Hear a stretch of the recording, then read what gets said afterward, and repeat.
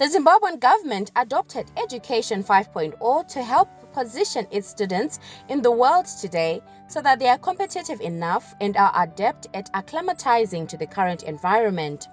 You may wonder what Education 5.0 is all about. Well, Education 5.0 is the use of new technologies to provide more humanized teaching with a focus on students' social and emotional development and solutions that improve life in society. All social spheres like work, industry, and health have come to understand that technology can and should be favorable to life. In line with this, Munashe Private High School is running with the 5.0 model, producing entrepreneurs instead of job-seeking graduates. This stance resonates with President Mnangagwa's mantra of reaching an upper middle income economy by 2030. Munashe Private High School is hammering home the importance of entrepreneurship and is teaching its students on the subject matter. Amongst other things, the students are making their own school furniture, doing gardening and farming, making tombstones using granite. The list is endless. Some of the students are very good to the point that they were invited to showcase their products at an international schools exhibition expo in Botswana. It was more than just a trip to the youngsters. For more of them, it was their first time to cross the Zimbabwean borders. So one school in Mashonaland East became a beacon of Zimbabwe's educational system in Gaborone, Botswana. The drive to Gaborone afforded the Munashe students to witness the beauty of the Lefashela, Botswana. Despite the soaring heat, the students were looking forward to the exhibition.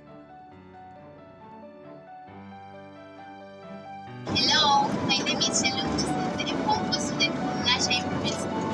So now we've arrived in Botswana from Zimbabwe, and we arrived safely. Yes, there might be some consequences, but by God's grace, we arrived safely. And I think Botswana is a very clean country. I like it that they like want the building and the weather too. It is not bad. I think it's fine. It is 1,120 kilometers from Mutoko to Gaborone. Though very excited and eager to take in all they could during the road trip, the students did finally give up and slept. The combination of heat and fatigue had taken its toll on the young minds. Finally, the arrival in the city of Gaborone was around midnight, but the students couldn't resist a walk in the nearby mall just to take it all in. The Gaborone trip afforded the students to gain much needed exposure. The school's head of delegation, Mr. Taurai Matlazi, alluded to the importance of exposing young people into the international fora. It was not a one-day wonder. It never was actually a bed of roses. A huge sacrifice indeed. But more importantly, beyond the financial constraints and time, we actually could benefit from exactly what really works out in such kind of an exposure. Not only for ourselves as an institution, but more importantly for these learners. That at least by being exposed in this particular kind of a function, they really would have a better way of looking at life. We actually just imagine hitting the road, coming by road, number of students, teachers, all the way from Mutoko to Gaborone. It is not easy, but by the grace of God, it all worked out to be as successful it is been. Yes, objectives were met.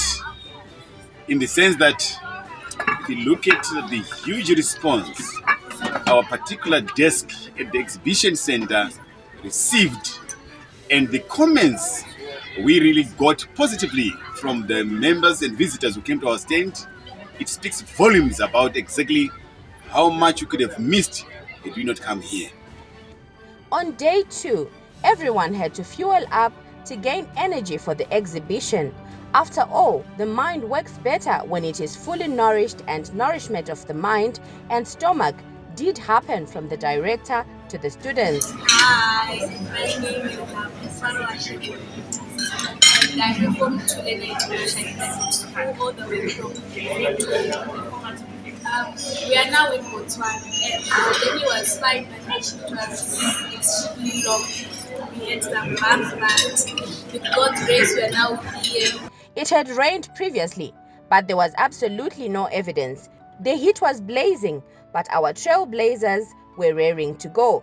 So now we are at the exhibition park, and I am feeling very excited and a little bit nervous, but I know that I can do it. And I just hope that I won't mess up, and I know that I will make my director and the whole school proud. And can't wait to tell all those people that are around school projects and stuff.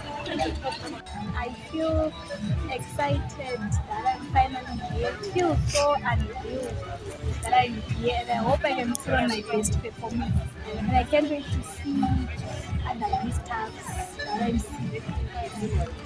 We're here to showcase our school projects that we do at Munashe High School. I'm much excited, so I'm a little bit nervous, but I hope that we leave an everlasting mark in Munashe High School.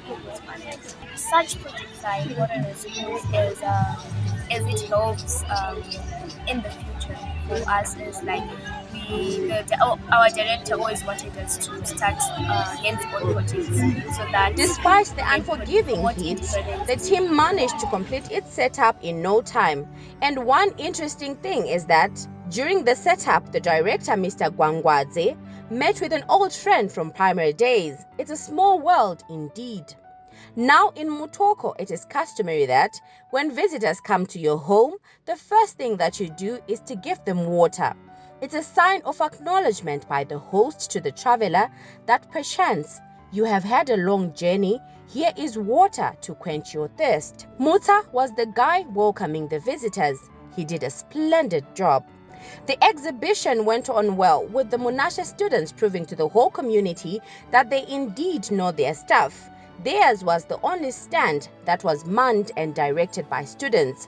They had come to conquer, and indeed they managed to do so.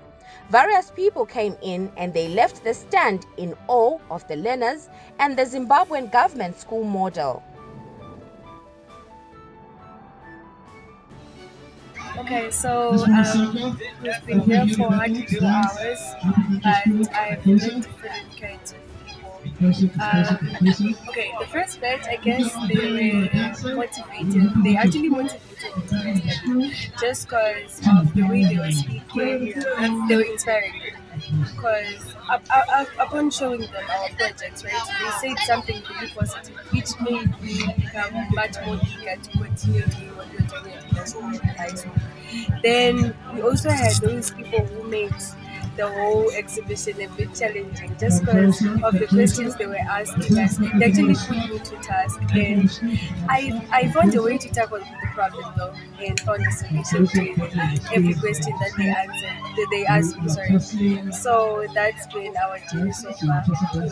Though busy, the students took note of their surroundings and were already planning on how to better their exhibition. The managing director, Mr. Munashe Gwangwadze, was proud of how his team performed and was glad of the networks that they created. Kugara Naka, Wona Dzevamwe. This exhibition gave us a chance to look at what other universities are doing and also to make connections for our students so that whenever they are done with school, they know how to do, they know how the outside Zimbabwe looks like, how other universities do their thing. And also we are really empowering our children. As for us, the administration coming here gave us a chance to see what other schools are doing. It also gave us a chance to see what the schools outside Zimbabwe. Since we are a private school, we are also aspiring to be an international private school. So it gave us a chance to interact and talk to other international schools from other countries. So we think this was an investment. Since we are still growing, we think this was an investment which could boost our school and our administration. Yeah, I would just like to congratulate and thank my team for this wonderful exhibition and wonderful event. They worked so hard. They were a good team. They worked together, and we managed to put up a good display in as our table. It was one of the best tables among the tables that were here. So I would like to thank my team and congratulate them for a successful event. This was a great milestone for us, and we say this was one of the biggest events that we have attended. So it's a great achievement. It's a Munashe. Munashe students managed to raise Zimbabwe's flag high and proved to the world that Zimbabwe's education model is amongst the best. My name is Alicia Batwakai, and I'm here with my mom, Waiti Batwakai, and we have had a great interaction with the kids. I loved how they were so friendly. You know, they were so informative about the school. We learned how it's a private school, and even for a short period of time, the different cultures we talked about how schools are in Zim. Like I learned they do from Form 1 to Form 6. It's different from Botswana here where we do only Form 1 to Form 5. So it was a really good class. They also taught us they do welding as well, which we do here, but not as advanced as in Zim. And now I'm thinking, hey, in Zim they're very smart. They're smarter than us here in Botswana. And they also taught us they also do tombstones, which is very impressive. And I think the Botswana government could learn something or two from the Zim because they do so well. Yeah. International exposure of students equips them with a global mindset, a strategic perspective that considers the broader implications of business decisions and recognizes the interconnectedness of economies and markets. It also hones crucial skills such as adaptability, resilience, and cross-cultural communication. This is what Munashe Private High School offers its students in a bid to create tomorrow's leaders ready to steer Zimbabwe in the global village.